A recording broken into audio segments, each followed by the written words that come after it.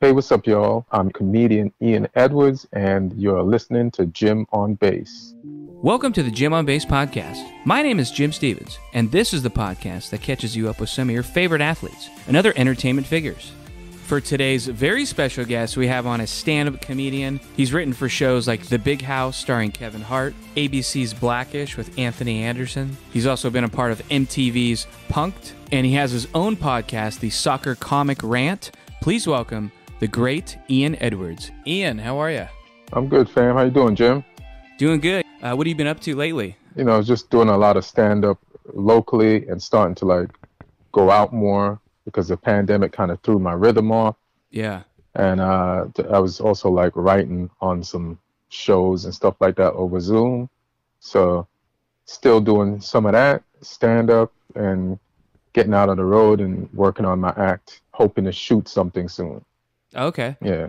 Any word on that, or you have to keep it hush-hush for now? No, there's no hush-hush. I take all the publicity I can get. But as soon as I get it together, I don't understand the people who hush-hush stuff when you want the public to know about it, because the public, when they know about it, are going to go see it. And then you're competing against other projects that are letting people know about them. So it's a secret. But I guess it's an internet tactic or trick, but I don't understand. It's like Marvel Universe lets you know when everything's coming out, so you could go see it. So yeah, I don't know if these secrets help. So you're talking about filming like a special then, right? Yeah. Yeah, I've seen you at the Improv. I know you get around in LA, like the Laugh Factory, the Comedy Store. What's kind of your home club? Home club is really the store. But tonight I'm doing the Improv and the Comedy Store. And then I did the Laugh Factory last night, yeah. Yeah, I was curious about the Comedy Store because I saw you at the Improv, and that's kind of the club that I really like to go see people work at. But I was curious about the Comedy Store. Do you kind of start off, they have upstairs that belly room, and then from there you get to go to the original room and then the main room, or is it just kind of random? Some people do, but a lot of people, when the club has a lot of paid regulars and they want to start looking at people or they're interested in them to see if they can make them regulars, to put them in the OR and get them regular spots, they'll start looking at people in the belly room. Like me and a lot of other people, we auditioned in the OR, and we start our Comedy Store careers in the OR. Gotcha. Yeah. Yeah, it's a pretty cool place. I think that hallway is pretty amazing. You never know who you're going to run into at the Comedy Store when you walk in that back hallway. Yeah. So I had a couple questions for you, because it's no secret you have your own podcast, the Soccer Comic Rant. Yeah. So you're a big football podcast, I guess I should say, right? Because you're originally from England, right? Yeah. I was born there. And I was wondering, how did that happen? We got on a plane and we left with the family, you know what I mean? Yeah. Okay. Where were they at before then? Because I know you grew up in Jamaica too, right? Yeah. My parents are Jamaican. They were born there. They migrated to England, and then they had us there. And then we stayed there till I was 9, and then we went to Jamaica. They wanted to go back to their home and chill for a minute, and we did that. And then decided to pick up roots and move to New York. So we did that. And then I left New York and came out to LA. Okay. So how did you get the love for football then? Was it through your dad, or because I know you're a big Manchester United fan, right? Right. Nah, I got it just through when I was a kid in England and football used to be on. It was the biggest thing. And I was always pretty decent at it at my level. That's how I met a lot of friends and stuff. And then when I moved to Jamaica and I didn't know anybody, I made friends through football. And then also when I moved to New York and didn't know anybody, I just joined the high school team and I made friends through football. So football helps me wherever I go. Even when I moved to LA, most of my friends were in New York at that point. So I found this pickup game, and it was the best time of my life. I used to play Wednesdays, Fridays, and Saturdays. And everybody there was from different fields, different parts of the showbiz industry, like cameraman or just whatever. And some directors, no actors. They were from all over Europe, South America. And we just couldn't wait to play every Wednesday, Saturday, and Sunday. And it was just so much fun, something to look forward to. And another thing that kind of kept me grounded being here when I only had 3 or 4 friends, you know what I mean? Even though I had friends in comedy, but it was another thing like comedy that Like a lot of people come to LA and they kind of hate it at first, because if you only have comedy and it's not going the way you want it to, at least football would go the way I wanted it to, and I would have at least 3 days of the week when I'm going to have fun. Even though I was still having fun in stand up, that just added to the fun. I'm just greedy. I'll take as much fun as I can get. Yeah, I imagine too, like just running around and just experiencing other things, maybe that helps you get ideas too, right? Yeah, it was healthy to do and running and just a break a little bit. Yeah, so it was just fun. Twisting my ankles wasn't fun, but yeah, but playing was fun. Are you into other sports as well, or is soccer or football kind of your main thing?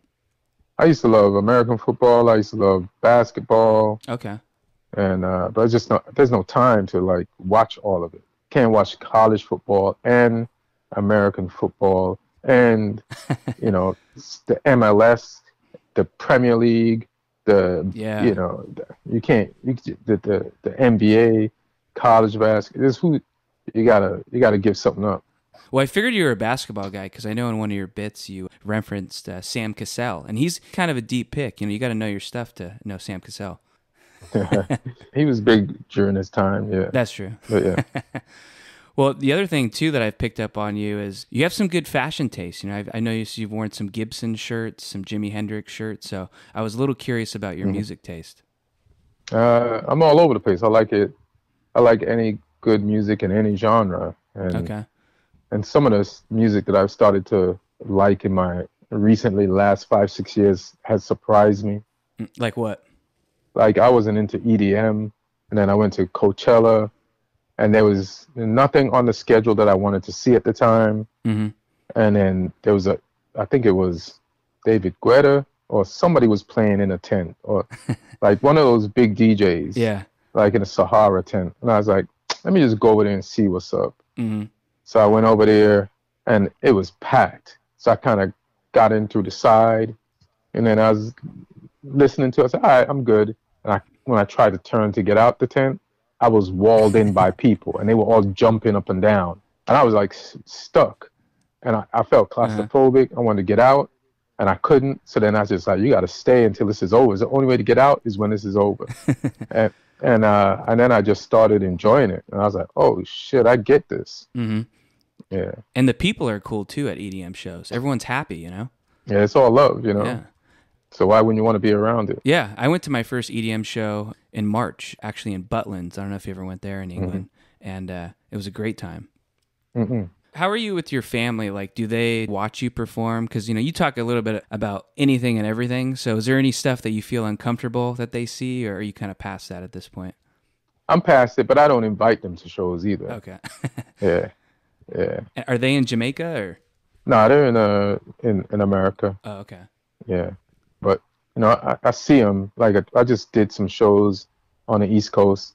We hung out for the day, and then they went home, and then I went to work, And they've come to shows before, I just want to be able to do my thing. My nieces have come to see my shows in D.C., so. How old are they? Like, college age. Oh, okay. So that's a perfect demographic then right there. Yeah. So growing up, did you have brothers or sisters then, or? Yeah, I got one brother and 2 sisters. Would you say your family, they're all kind of funny, or are you kind of the one funny one? My mother's funny. I mean, everybody's got a sense of humor, but I really use mine to like adapt to like all these moves, and changes in my life at an early age. I'm always curious when it comes to comedians, like, were you into it growing up? Have you had like idols, or did you not really take it that serious from a young age?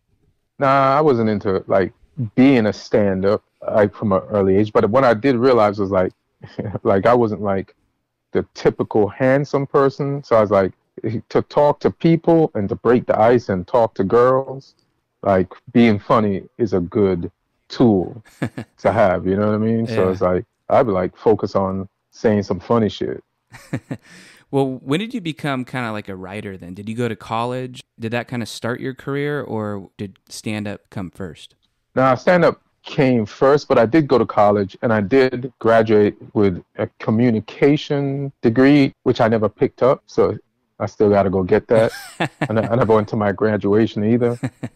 That's funny. Like I acted like I didn't graduate, but yeah, They sent me the thing and invited me to the ceremony, but I said I can't. That's a long, hot Sunday. I'm good. You got a soccer game to play. Yeah, exactly. You can't schedule that shit on the day of the big match. Yeah. Yeah, Where were you at in New York then? Like what borough were you in? I was in like Long Island, Oh, okay. the non-borough. I've actually never been there. What was it like growing up there for you? It's cool. I liked it. It got me ready, slowly ready for the pace of New York. You know what I mean? New York City. And being a comic there, it was like more of a laid back place than New York City. And I got to learn about New York City from a distance, and then started comedy on Long Island, and then started going into the city every night when I was ready to do that. So it was a good minor leagues for the city. I've had Colin Jost on and Ray Romano, and they both referenced the Comedy Cellar, and I know the Gotham Club as well. Right. Do those clubs mean anything to you, or did you have any memorable experiences there? Yeah, Comedy Cellar. I'm a regular there, but who knows if I'll be back there in a minute. And then the Gotham. Like you asked me about how did I get into writing. I used to be a client at New York Entertainment, which was run by Barry Katz. And Barry Katz was a comic who became a manager, and he managed Jeff Ross, Dave Chappelle, like everybody. Everybody who became somebody in New York was at New York Entertainment. Like Jay Moore, blanking on some of the names, but everybody. So if he picks you, you're going to take off. Yeah, pretty much. Because he had the pipeline, he had the whole system set up, like Tracy Morgan, so I was a regular at the Boston Comedy Club, and he also had a comedy club called the Boston Comedy Club because he was from Boston. So at New York Entertainment, he had like other managers under him, and one of those managers later on ended up running Gotham. And then that manager called me one day and said, "Hey, do you want to audition to be a writer on a TV show in LA?" And I was like, "What do I do?" And he's like, "Just do your regular set." So I went there and I did my set, and the lady from LA that was there liked my set and asked me if I had any writing samples, which I did. And I went up and made up some more, and then I sent her the writing samples, and then they hired me. So that was my first writing job. That's when I moved from New York to LA. Wow. Yeah. Before even that happened, like to become a stand-up, is it true you got a nudge in the right direction from a coworker at the burger joint? They said you should get into comedy, or? He didn't say it. Well, a customer said it. Oh, because you worked a drive-through, right? Yeah, I was taking orders on the drive-through. I was just clowning, and the customer whose order I took when they drove around to pick up their food, they were like, "Hey man, you take my order?" I was like, "Yeah." He said, "Man, you should think about doing comedy." And as soon as he said it, it resonated with me, and I was like, "That's what I'm going to do." I can't even remember what this person looks like. If I seen him again, I wouldn't even know. But that idea changed my life. How long would you say from like that moment to like your first open mic? Did it come quickly or? Like a month. First, I was like trying to figure out how to do it. And there was a comedy club near me anyway, near where I worked, where that statement happened. I knew where it was. So then I visited like 2 or 3 open mics. So that was like once a week on like a Wednesday or Tuesday or something. So I checked those out. Then I forgot how I scheduled one to do one. And while I was checking out those open mics, I would remember anything that I said to someone that made them laugh in a normal conversation, and I would write it down. And that's how I got my first 5 minutes together. Okay. Yeah. How did that one go? Oh, terrible. What made you want to go back to it, though? Like, what gave you hope, I guess, to say it's not a one and done? Because it was terrible because I was nervous. And because I wasn't used to, even though I'd gone to the mics to check them out, I'd never been on stage. And the lights on stage hit different than when you're looking at the stage from the audience. Like, that shit was so bright, it like froze me. And then I had friends in the audience, and I was nervous. I never said these things before in that order. And I just messed every joke up, like timing, fumbling with words, just nerves just had their way with me. And then it looks like you're trying to be funny, right? That's the worst thing that could happen, right? I mean, I was just trying to say a sentence that sounded coherent, And then the last joke I said it right and people laughed. And I knew, all right, I just got to get over these nerves. Everything was based on how the last joke went. It's all logical steps. Like I was nervous. I fumbled everything. And then the last joke, I took my time and I said it right. So that's what I got to do. And I have to practice, keep going on stage and learning how to be calm, relaxed, and say shit the right way. It's like, you're funny, but you're shook. Mm. You got to calm down. Does that kind of make you almost be a little like being the veteran when you see a new guy or new girl hop up there? Do you kind of say something to make them feel some encouragement when you can tell they're kind of going through the same thing? Nah, I just tell them, hey man, quit. Don't be a threat. No, I'm kidding. I just tell them, just have fun, you know? Yeah. Yeah, which I wish somebody had told me, have fun. Hmm. Well, I thought it was funny that you got that person in the drive-thru said that at a burger joint, because I heard in some of your stand-up, is it true you're still a vegan? Yeah. Have you always been a vegan? But I wasn't, no, not always. Okay. Yeah. So once you got that first writing job, is it true you also were a writer for a minute at Saturday Night Live? Yeah. I was a guest writer for a few weeks, yeah. That's got to be pretty surreal, too, being from New York. Yeah. I mean, it was a big show, so it was good to get over there and get that experience, you know, and see how that machine works. So it was definitely eye-opening and interesting. And I've had a lot of friends who've done more work on that show than I did recently. And if they're having any difficulty or just trying to adjust when they first go there, like I could help them. Now there's more other people that they know. If anybody new goes there, that, you know, there's been so many people that I knew that's worked on that show. Here's the funny thing now that you bring up SNL. Like, you're talking about a guy who was on a drive-through who somebody was like, hey, man, you should do comedy. And then I end up at SNL. Yeah. And then I didn't know anybody in show business, but I can tell you, I don't have enough fingers to list the amount of people that I know personally since the day that somebody said, hey, man, you should do comedy to now. Like, I need all my fingers and toes. Like, I know people on SNL that either write, and that's how much like following something can change. Yeah. Would you consider yourself a comic that transitioned into a writer, or are you just a comic that's a writer? Like, how does that kind of work in your mind? I work in show business, so sometimes you're writing, sometimes you're acting, sometimes you're doing stand-up. It's just, I'm a, you know, multi-hyphenate because it sounds good. I'm a multi-hyphenate, man. When you're writing for a show, do you ever get tempted to be like, well, I like this, I want to keep it for my stand-up as opposed to giving it to the show? Like, how do you kind of handle that?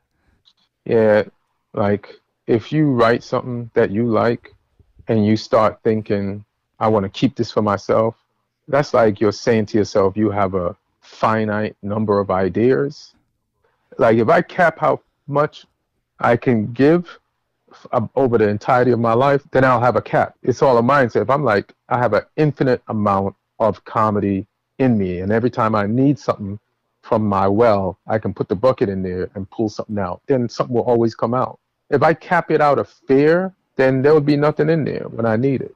And then I'll be done. So I'd rather like search for something and find it than just say it ain't there, just because I don't see it right away. Yeah. Well, you also were a writer, too, on The Big House, right, with Kevin Hart? Yeah. What's your guys' relationship like? Did you meet at the show, or did you know each other already through the business? Yeah, we knew each other through stand-up, and then he actually recommended me. Oh, okay. I had a writing sample, so then I submitted it to the showrunner. I had a writing partner at the time. And he said, I'm not just hiring you because you're friends with Kevin. I really liked we had like a Bernie Mac spec we'd written. And it was really funny. I got to try to see if I can find that, but it was really funny. Oh, okay. You know who else I liked on that show was Faison Love. Yeah, Faison was hilarious, yeah. Every time I see his face, I think of Warren Sapp, though. Yeah. And then you were also on Punk'd. Was it on one season you were on Punk'd? Yeah. Because that's got to be pretty fun. It was actually interesting for me to talk to Jamie Kennedy the other day about his show, the Jamie Kennedy Experiment. Kind of similar in different ways, but right. Did you like the prank aspect? Like, what was your role when you were on that show? I pranked a bunch of people like Allen Iverson. Oh, cool. Thora Birch, Avril, I think, what's her name? Avril? Is it Avril? Yeah, Lavigne, T.O. Oh, really? She used to be on the Cosby Show, and she had a big show on Disney on Nickelodeon. She was Raven? Raven, and I can't remember what gender Raven is right now. So, Yeah. but so I'm just saying she, just because I don't remember, Mm-hmm. That's got to be kind of fun. and a bunch of people. So yeah, it was fun. It's like you get like a call the day before. Hey, we're gonna do this because there's no regular taping schedule. They do it when they can get the person, and the person has to be in town. If their friend has to set them up, they have to have the location to set the person up at. So it's like you're doing shit on the fly. Like you have this job you can't tell. That's the job you can't tell anybody about because you don't want people to leak. Because then if they see you, yeah, They okay. see you, then the shit is ruined. So that's the only job that I ever had that I couldn't tell people I was a part of the cast. Mm. Yeah, I couldn't flex, walk around the club until it aired. Yeah. Say, hey man, I'm on, you know.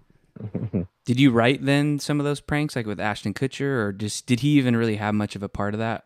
Yeah, he had a lot of part of it. Like they wrote them, they had writers, but then he would change shit on the fly and always make it better. And then he would tell you stuff in your ear, and then you would say it back, and you also would like add to it with your own shit, you know? Mm. Yeah. So it sounds like you got some good amount of freedom. Yeah, yeah.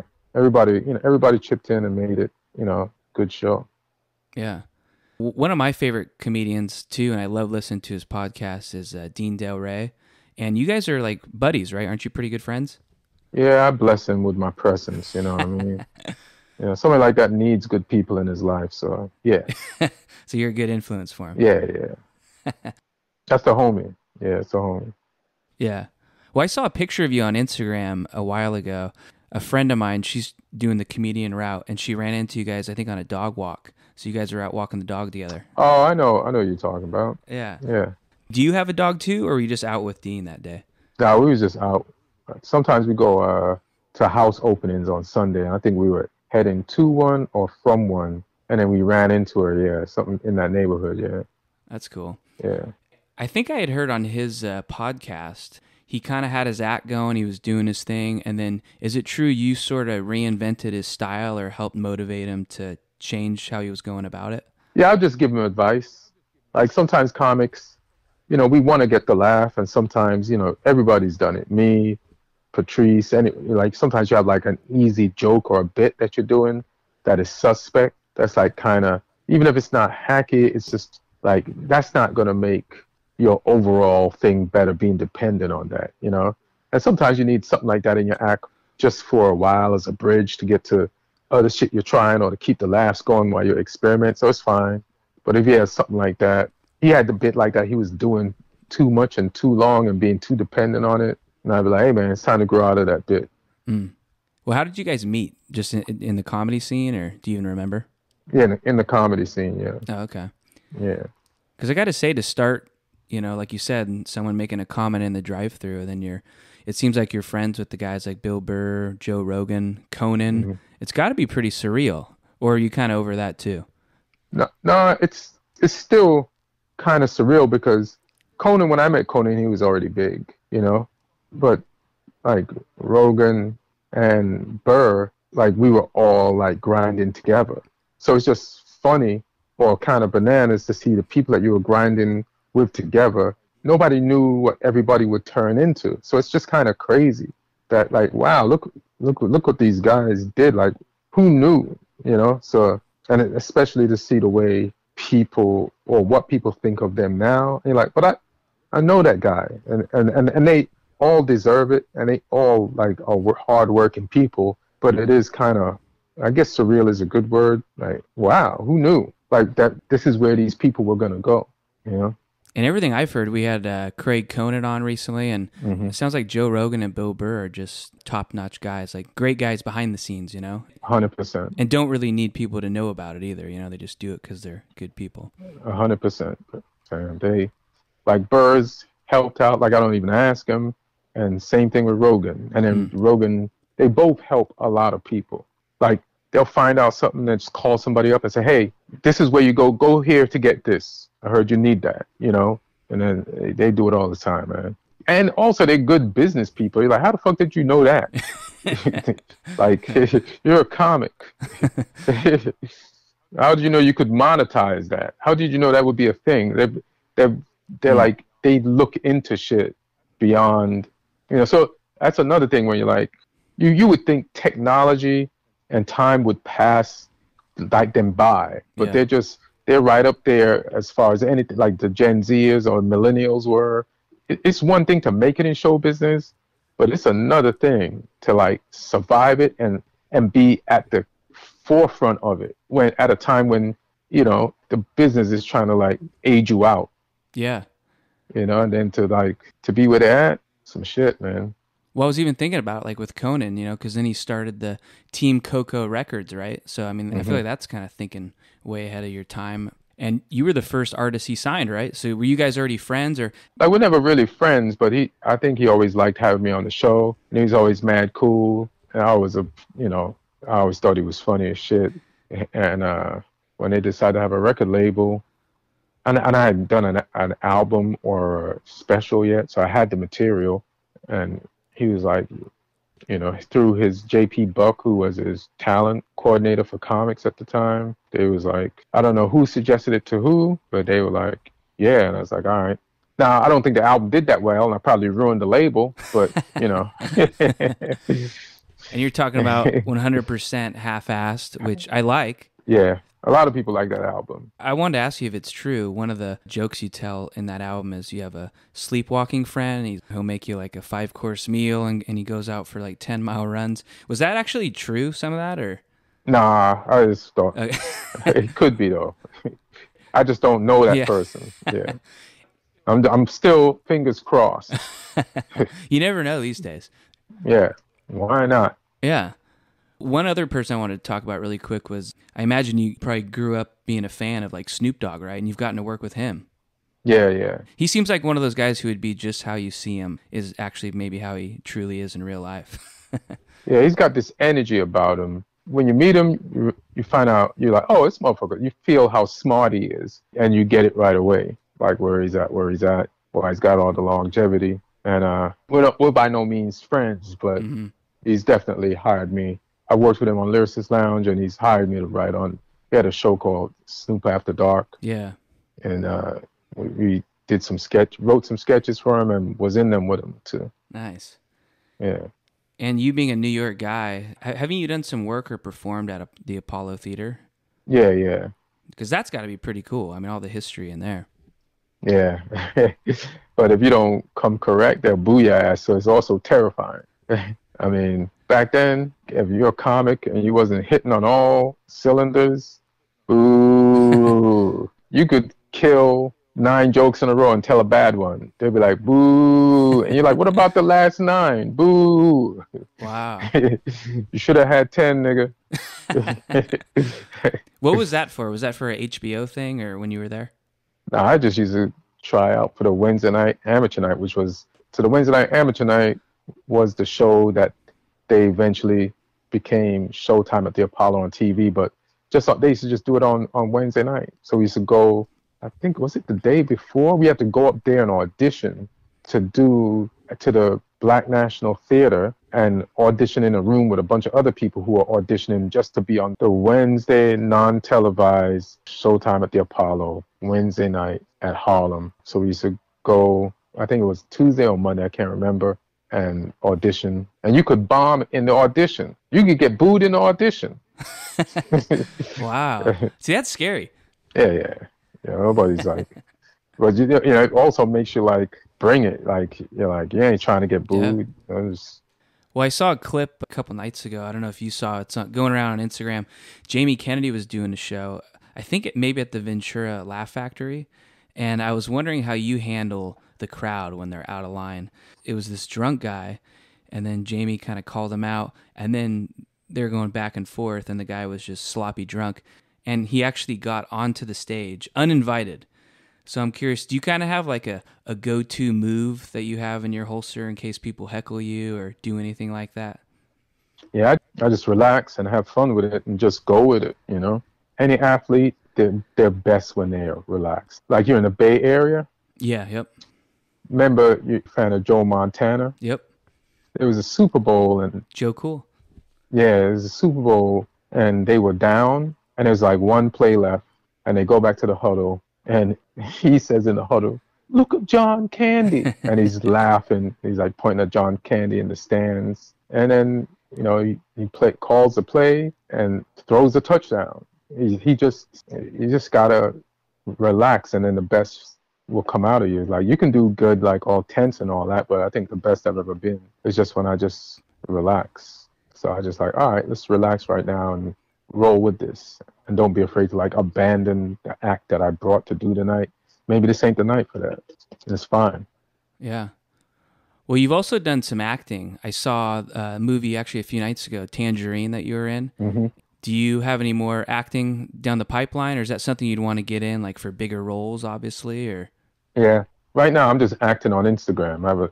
I have a series with another comic I do, Paul Alak, called Roommates, and we have fun doing that. But yeah, definitely do auditions and stuff. Haven't booked anything in a minute. Last thing I did was like this show called Friends from College on Netflix. But I was also a writer on that. So then I did an audition in the writer's room, and I was like, all right, you'll play that role. yeah, that roommate bit that you do on Instagram with Paul Elia, is that your actual real life roommate or no? No, we're not roommates. I don't have a roommate. Okay, I was wondering, are you guys actually living together? Yeah, no, grown ass man. I was gonna say it's got to be kind of annoying living with another comic, but Yeah. Then we just leave the camera on and just film that. yeah. Because I saw something in the comments on one of them. Is that maybe going to be a potential sitcom idea you're trying to shoot for? Or? Yeah, I want to build up the following a little bit more, but a lot of people always leave a comment like, when is this going to be a movie? When is going to be a TV show? And just like, yeah, just keep making them, learn more about the characters. And each episode gives us a chance to build a Bible and what is that word? Like flush the characters out more. Yeah, so it gives us the opportunity to do that. And we just have fun making them. And it helps to build up internet traction so people come out to see our shows. So yeah, Roommates is fun. Yeah, I like seeing the clips on there. Oh, cool. Yeah, I wanted to ask you one quick thing about the state of comedy. You know, I hear talk from different comedians sometimes, and they mention how there's like a little bit of fear sometimes about you can't say this, can't say that, you don't want to get canceled. Does that affect your bits or your mindset at all, or is that maybe a little overrated? I mean, I feel like you can use it as an opportunity to make you smarter. If they tell you can't say something, a word, you could create a word that doesn't exist that will make them regret telling you you shouldn't say the other word. Mm-hmm. You know what I mean? Like sometimes an obstacle creates something better. You know, so yeah, there's people saying you can't say this and you can't say that, but I don't mind if it makes me smarter. You know, makes me get more creative, makes me a better writer, and makes me look deeper into a topic. And then, you know, suppose something is hurtful to someone, then fine. Well, I'm not trying to hurt anyone. Thanks for that correction. I appreciate it. That's true. Yeah. Ian, it was great to talk to you a little bit and get to know you. I always love seeing you take the stage. And you are performing tonight at the Improv, right? Looks like a pretty good lineup. Yeah, I'm at the Improv and the Comedy Store. Yeah. Okay. Yeah, so I've always wondered how that works. So are you at the Improv, and then you immediately have to jump in your car and jam down to the Comedy Store? Or? Yeah, 100%. That's got to be kind of fun. Yeah, they're close together. I should be able to make it as long as the Improv runs on time. Should be good. Well, Ian, thanks for joining me for a little bit. It was fun to chat with you. All right, thanks, brother. And there you have it. Hope you enjoyed my conversation with Ian Edwards. Make sure to check him out on Instagram and Twitter at Ian Edwards Comic, or head over to ianedwardscomedian.com so you can see what future projects he has and check him out when he's in your town. And if you haven't already, make sure to give us a follow on Twitter. And if you have any guest suggestions, shoot me an email at jimonbaseshow@gmail.com. And we'll see you on the next one.